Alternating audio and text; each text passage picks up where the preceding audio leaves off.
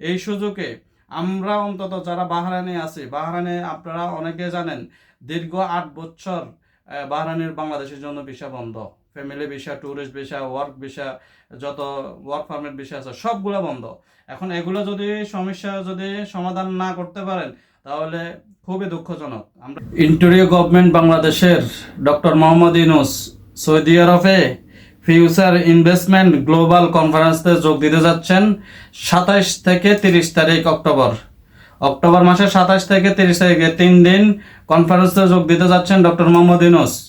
এই সুযোগে সৌদি আরবের যত সমস্যা আছে সমস্যা সমাধান করা দরকার এবং মধ্যপ্রাচ্যের ভিতরে চাইলে 2-4 দিনের ভিতরে উনি ভিজিট করলে ওনার আমি মনে করি দুবাই, বাহরাইন, সৌদি আরব, কাতার এবং ওমান, কুয়েত এই যদি 2-4 দিনের ভিতরে যদি এই 4-5টা দেশ যদি ভিজিট করা যায় তাহলে আমি মনে করি যে বাংলাদেশিদের যে দুর্ভোগ, বাংলাদেশের যেই মানে পাওনা, এগুলা আমি মনে করি যে সমস্যাগুলো আছে দ্বিপাক্ষিক সমস্যাগুলো সমাধান হয়ে যাবে।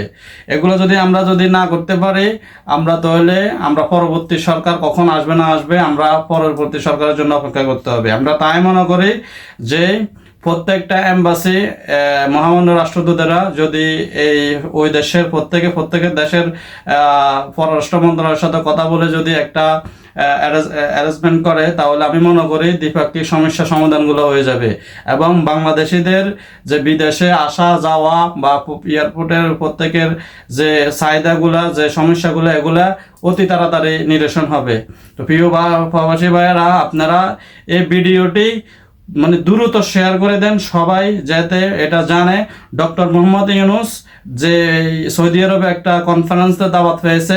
এটার কনফারেন্সটার নাম হলো ফিউচার ইনভেস্টমেন্ট গ্লোবাল কনফারেন্স। এটা 3 দিন ব্যাপী হবে, যে অক্টোবর মাসের 27 তারিখ থেকে 30 তারিখ পর্যন্ত। এই সুযোগে আমরা অন্তত যারা বাহরাইনে আছি, বাহরাইনে আপনারা অনেকে জানেন দীর্ঘ 8 বছর বাহরাইনের বাংলাদেশের জন্য ভিসা বন্ধ। Family visa, tourist visa, work visa, যত ওয়ার্ক পারমিট ভিসা আছে সবগুলো বন্ধ।